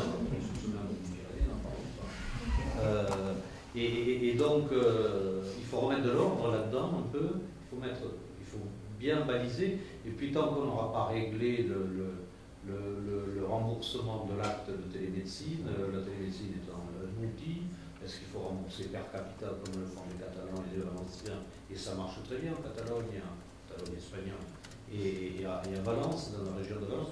Donc, la réalité est une télémédecine. La télémédecine est une réalité en France. Une réalité, je dirais, à l'Astérix et Obélix, à la gauloise, c'est-à-dire vous regardez la dernière page de tous les Astérix, vous voyez ce qui se passe. Mais ça marche, c'est efficace et ça a des résultats extrêmement positifs. Je crois que vous vouliez poser une question, monsieur. Oui, le bilan économique que vous présentez, il est officiel, il est public? Il est public, il est paru dans un rapport d'une commission sénatoriale qui est venue en Guyane, qui a fait un rapport sur... C'est un euro constant? Parce que, 1,7 million de dépenses, 1,9 million d'économies, 200 000 d'économies, sur 3 000 dossiers, fait 70 euros d'économies, 12% en 10 ans, c'est l'inflation. Peut-être le raisonnement n'est pas juste.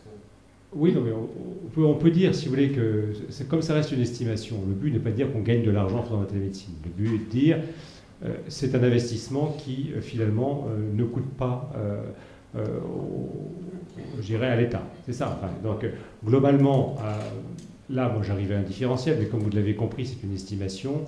Donc, peut-être qu'en fait, on est à, allez, peut-être 100 000 euros de plus ou 1 000 euros de moins, etc. Vous voyez, c'est... on n'a pas... Il ne faut pas prendre les chiffres bruts en faisant de la différence et disant voilà, ça a coûté 200 000 euros de moins. Non, ce n'est pas ce que je dis. Hein. Je dis simplement qu'on arrive à peu près dans les mêmes zones.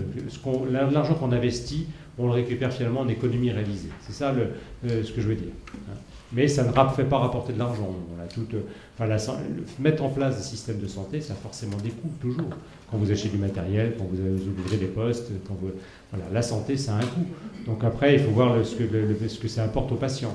Quand vous avez des patients qui n'ont pas de soins, en site très isolé, le coût de leur mettre des soins, donc la télémédecine, finalement, ce que je défends moi comme position, c'est de dire ça a un coût, mais s'il n'y avait pas cela et qu'on avait dû les faire se déplacer, ça aurait coûté aussi cher que si on n'avait pas mis l'investissement de télémédecine. C'est dans ce sens-là qu'il faut retenir. Ok, merci. Allez, une dernière. Hein, si je suis là, par rapport à la question de monsieur, je suis dans Lozère et je suis très sensible à la télémédecine en milieu rural et pour moi, je suis complètement d'accord avec vous pour l'essence et la télémédecine à la gauloise.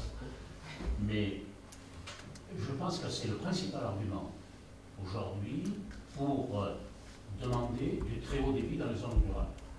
Pourquoi? Parce que plus les services physiques sont éloignés, à commencer par les services de la santé, de l'éducation et tout ça, plus les services électroniques doivent être au top.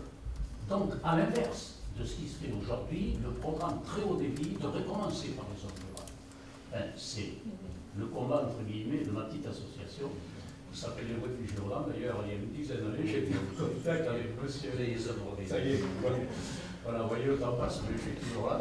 Et c'est une cause un peu perdue, parce que, enfin, perdue qui n'est pas dans le sens, puisqu'actuellement, on est dans la rentabilité, les programmes de fibre optique, on les voit d'abord dans les villes, etc. C'est l'inverse qu'il faut faire. Parce que tout à l'heure, quand je suis arrivé, vous avez parlé de frein technique, je m'excuse, je n'étais pas au tout début, mais je pense que les réseaux en fibre optique sont quand même des réseaux qui permettent de la symétrie, du volume, de la sécurité. C'est vraiment des réseaux parfaits pour la télémédecine. Ça ne veut pas dire qu'on ne puisse pas faire de la télémédecine ailleurs. D'ailleurs, vous avez heureusement, on peut la faire en faire avec les satellites et autres. Mais je crois qu'aujourd'hui, j'arrête après, le principal argument des ruraux pour se battre pour le très haut débit, je crois que c'est la santé. Parce qu'aujourd'hui, je vois les Lozériens qui vont faire des séances de chimiothérapie à Montpellier, je crois qu'on peut le coup de chimiothérapie ou autre, etc. C'est pour ça qu'on se parle des 25 milliards pour fibrer la France. J'aimerais bien qu'en face, il y ait toute une démarche pour savoir qu'est-ce que ça économise en temps, en fatigue, en coût, etc. Et cette démarche n'est pas faite aujourd'hui. Juste un petit mot pour aller dans votre sens, hein, on va mettre en place également une expérience, enfin, plus qu'une expérience, c'est une réalité de télédialyse médicalisée hein, entre l'ouest guyanais, Saint-Laurent-du-Maroni et Cayenne, 300 km. Là encore, en termes de coût de déplacement, c'est 15 patients qui font 300 km par jour, tous les jours, enfin 3 fois par semaine, etc.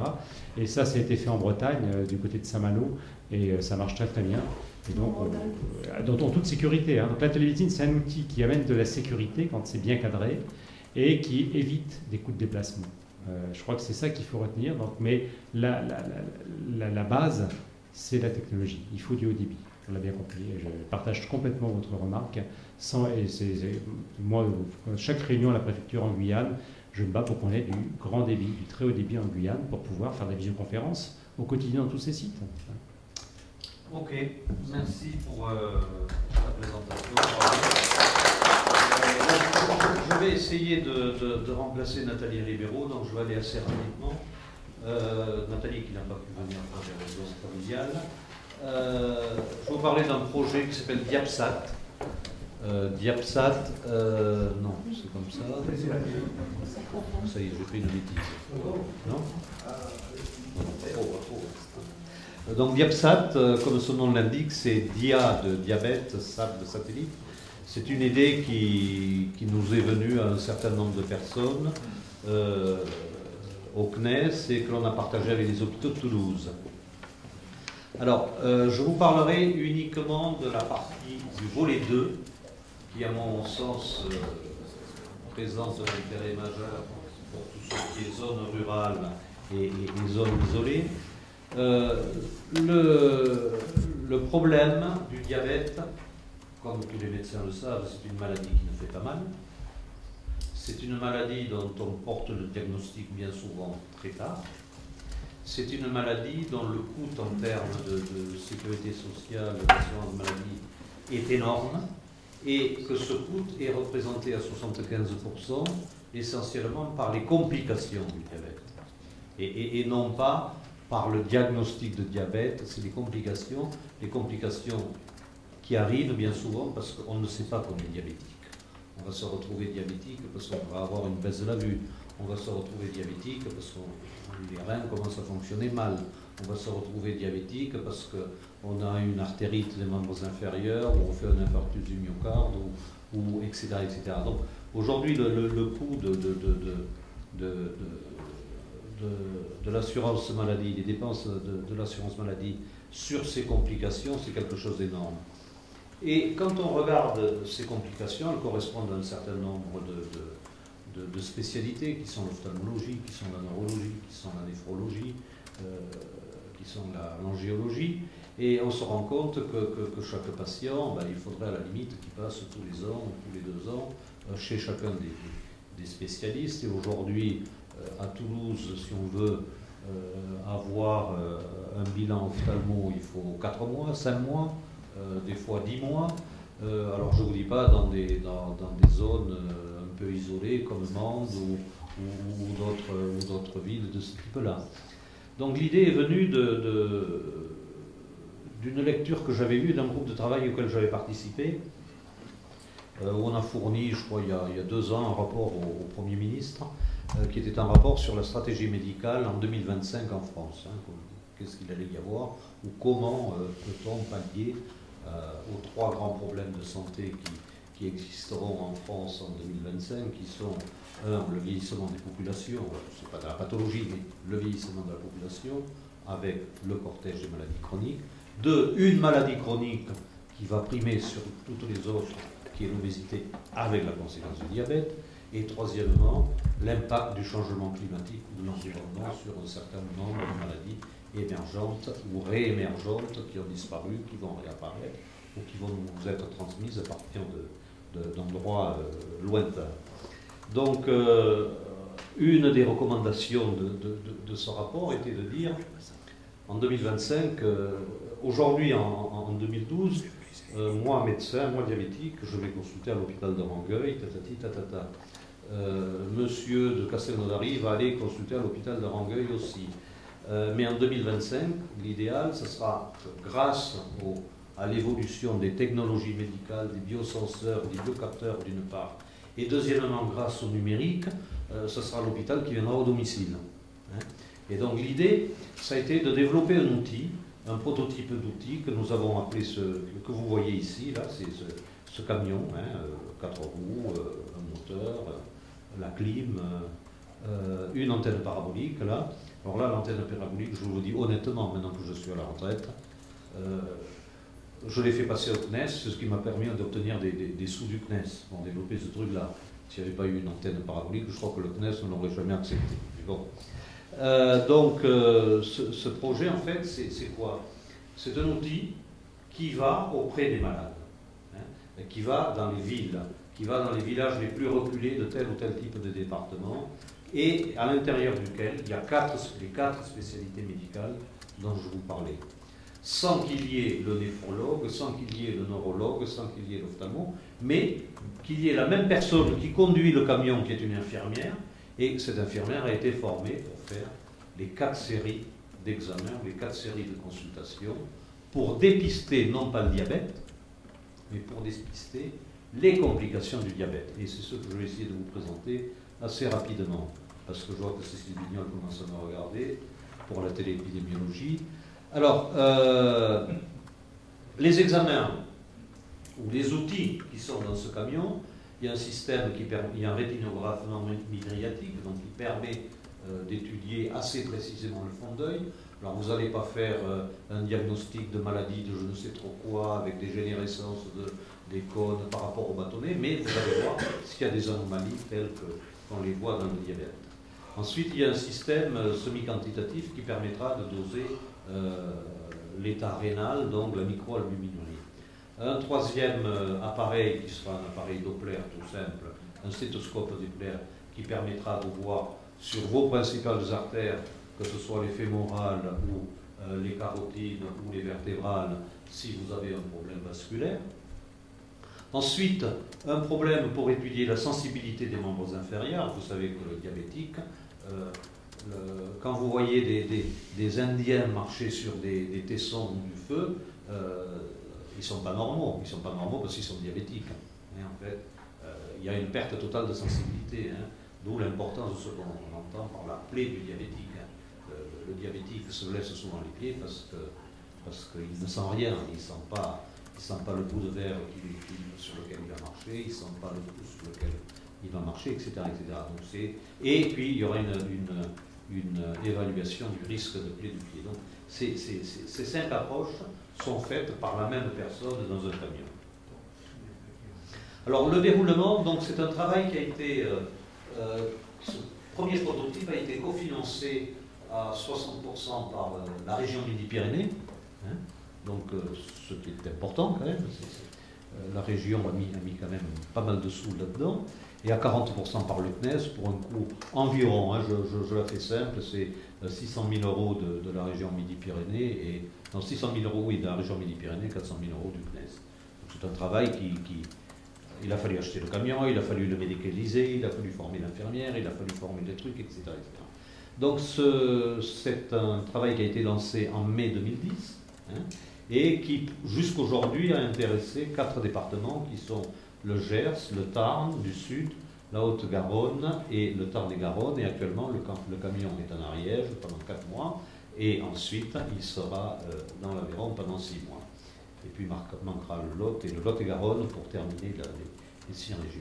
Donc c'est un dépistage gratuit au jour d'aujourd'hui, hein, sans rendez-vous, effectué donc par une infirmière sur la base d'un mi-temps.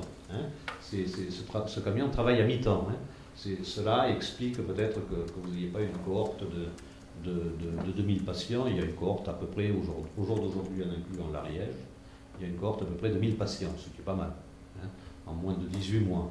1000 patients pour près de 7000 examens, hein, puisque certains patients ont un examen, voire 2, voire 3, voire les 4.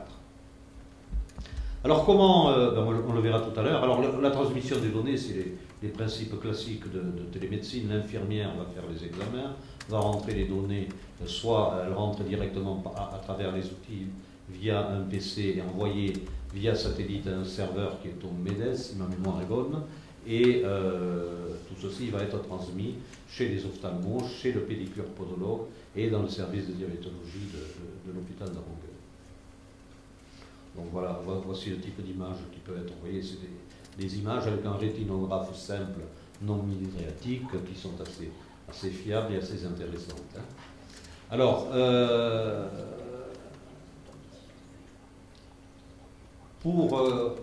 si vous voulez, ce dossier, enfin, ces examens vont donner un certain nombre de résultats, et ces résultats, il va falloir transmettre, après vérification de ces résultats auprès des patients, vont être transmis donc, par les médecins hospitaliers, hein, qui sont le docteur Martini, qui est diabétologue à Rangueil, l'ophtalmo, le docteur Deglise et Madame Cathy Journeau, pour tout ce qui concerne la pédicurie et la podologie, vont être transmis aux médecins traitants, soit parfois directement aux patients. Alors bon, au niveau SAT, il n'y a rien d'original, hein, c'est du VSAT entre guillemets au-dessus d'un camion, hein, c'est du 2 mégabits envoi montante et de 128 kilobits en descendant. Donc c'est du classique. Le bilan, qu'est-ce qui a été fait au bout de 16 mois? C'est 130 journées à peu près. 722, alors là j'inclus pas les Ariégeois et une partie des Tarnais. Hein. Donc 129 journées, la personne est mi-temps. Hein. Mi-temps. L'infirmière est mi-temps.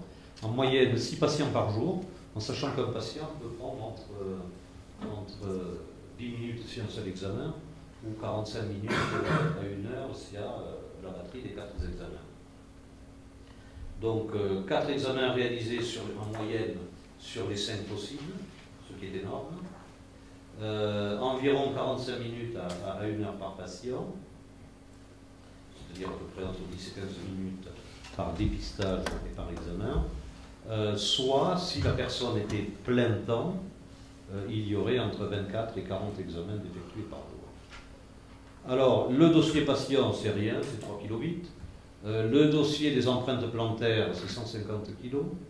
Un dossier avec 3 clichés de rétinaux, c'est 4 mégas. Le volume hebdomadaire estimé avec ce mode de fonctionnement de mi-temps, c'est de l'ordre d'une quarantaine de mégas. Et un volume pour les 4 premières campagnes de dépistage a été calculé d'environ 1,6 gigaoctets. Alors la population qui a été dépistée, moyenne d'âge 70 ans, surtout des hommes, majorité de diabète type 2, facteurs de risque supplémentaires, surpoids, hypertension, suivi médical, 100% étaient suivis par les médecins généralistes et que 23% étaient suivis par des diabétos. Je vous rappelle que ces gens savaient qu'ils étaient diabétiques déjà, hein, puisque je rappelle que ce camion ne dépiste pas, il n'a pas pour vocation de dépister le diabète, mais les complications du diabète. Alors l'origine du recrutement, c'est la presse. 31% des gens le savent qu'en lisant la Dépêche du Midi ou le Cantal libéré, que le camion va passer tel jour à telle heure et va se retrouver soit devant la mairie, soit devant l'église, soit devant la prison, pendant de 10h du matin à 18h. Ensuite, ce sont les médecins traitants qui informent leurs patients. La semaine prochaine ou dans quelques jours passera le camion. Ensuite, ce sont les pharmaciens, et puis bon, l'infirmière, le podologue, les maires, hein, c'est affiché dans les mairies, dans certaines mairies. L'entourage et maintenant, de plus en plus, la caisse primaire d'assurance maladie, hein, qui a compris, après les quatre premiers départements, que peut-être ça serait intéressant de faire ça, que ça peut, vous verrez dans les résultats, que ça peut régler certains problèmes. Les résultats de l'expertise, eh bien, alors attendez, laissez-moi voir, les examens réalisés, et en bleu, les examens réalisés, hein, donc rétinographie, rein, monofilament, pression plantaire, risque du pied, etc. etc. Et en rouge, le nombre d'examens pathologiques. Hein. Vous voyez qu'en moyenne, il y a à peu près autour de 20-22% des examens qui sont pathologiques, et quand on dit pathologique, ça implique dans les 12 heures ou dans les 24 heures, soit une hospitalisation, soit une consultation en urgence pour mise en place d'un traitement d'urgence. Donc vous voyez, à peu près 1/5 de la population examinée. Donc, je pense que sur les 800 personnes, la tendance, c'est comme les résultats des sondages à 8h02 lors des élections. Donc ça demande à être affiné, hein, mais ça sera toujours autour de ces eaux-là.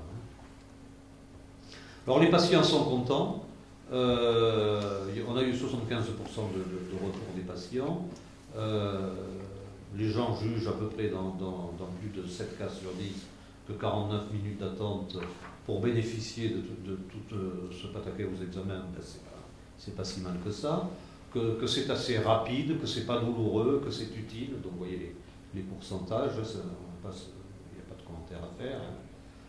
Que ça peut être une source d'informations supplémentaires quant à la prise en charge de leur propre maladie. Alors, des médecins, il n'y a pas eu beaucoup de retours. Vous voyez, il n'y a eu que 4%. Alors, ils étaient systématiquement avertis, systématiquement impliqués, mais bon, ils n'ont pas le temps, les médecins. Hein. Dans les villages, on n'a pas le temps. Enfin, vous le disiez tout à l'heure, directement. Mais quand même, sur les 15 médecins interrogés, ou les 15 médecins, ou les 3,7% de médecins qui ont répondu, il y en a 14 sur 15 qui voudraient que le camion revienne chez eux, dans le même village, entre une et deux ou trois fois par an.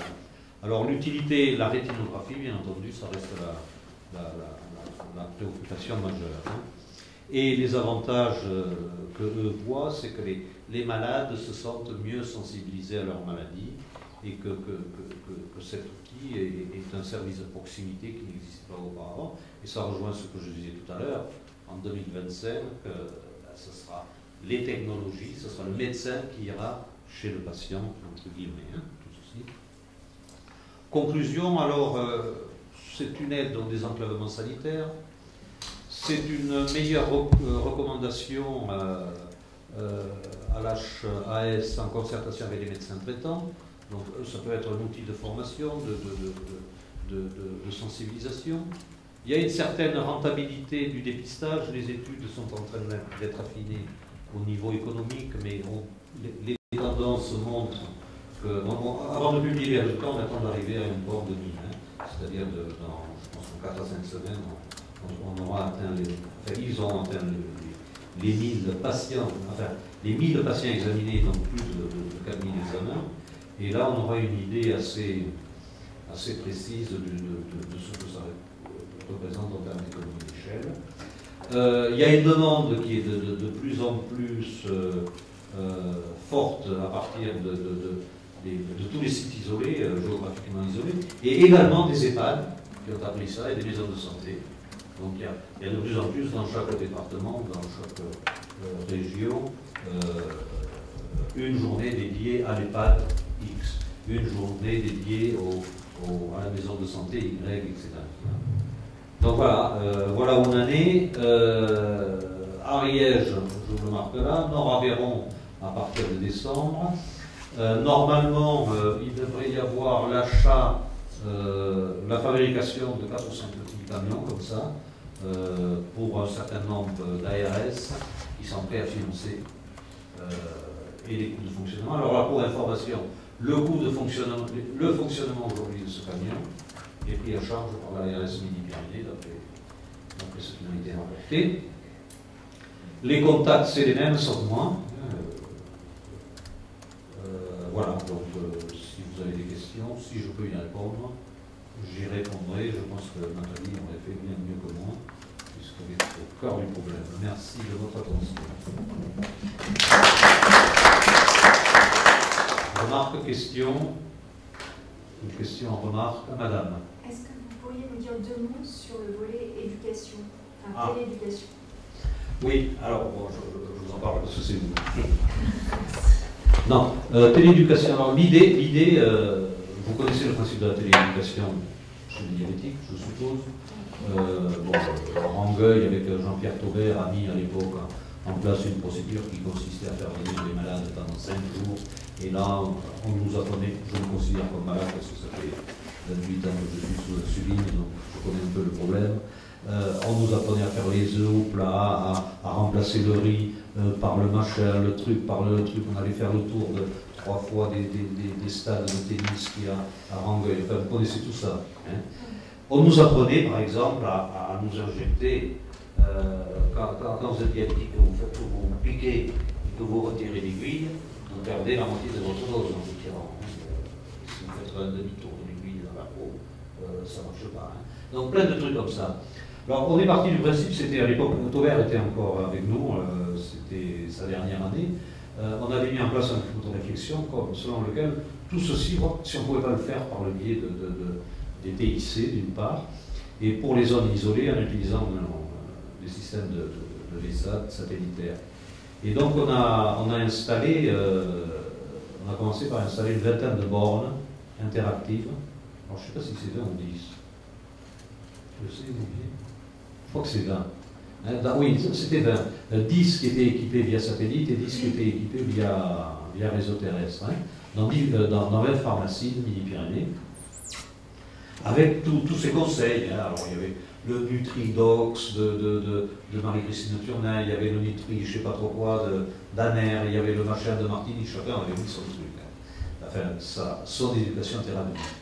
Et on s'est rendu compte qu'en fait la pharmacie, c'est pas un bon endroit où les gens veulent rester un quart d'heure de plus à pianoter sur un truc. Alors l'idée actuellement, on est en train de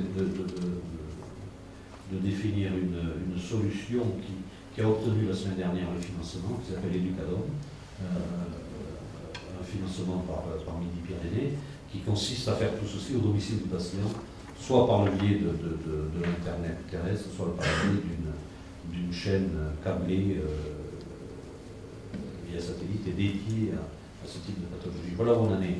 Donc, les contenus, ils n'ont pas trop de raisons de changer, puisqu'on sait qu'il faut faire du sport, on sait qu'il faut faire tel type de truc, on sait qu'il faut machin. Mais ça, il faut le répéter aux diabétiques. Hein. Moi, je me souviens, je le racontais parce que c'était rigolo. J'avais assisté en tant qu'objet d'expérience à une des premières réunions, enfin, une des premières semaines que Taubert avait mis en place, et il y avait un paysan aveyronais avec nous qui finissait toutes les bouteilles de vin, parce qu'on avait droit à un verre de vin. Mais lui, alors personne ne met de vin parce que le vin des hôpitaux c'est dégueulasse, c'est pas si le mettre dans le verre ou dans la salade.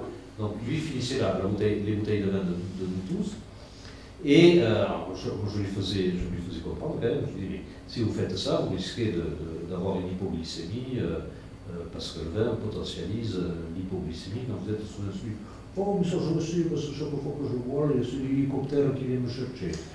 Alors l'hélicoptère, en fait, là, il buvait ses 3 litres de vin au fin fond derrière un arbre dans l'Aveyron, et sa femme le retrouvait derrière l'arbre dans le coma, elle appelait l'hélicoptère, c'était pas l'hélicoptère qui allait à 3 sauts chercher un érésipèle ou un aft, c'était l'hélicoptère du SAMU 31 de Louis Darien il roulait légère aussi, et qui allait chercher le patient. Donc ces gens-là, il faut leur répéter toujours, hein, et vous le savez, je ne sais pas si vous vous intéressez à l'éducation thérapeutique, c'est toujours, voilà. D'accord. Voilà où on en est. Merci beaucoup. Donc vous avez obtenu des financements. Enfin, ils ont obtenu. Educadom. Educadom. Alors pourquoi Educadom, je ne sais pas. C'est un financement dans le cadre de l'appel d'offres La Pérouse, de la région Midi-Pyrénées.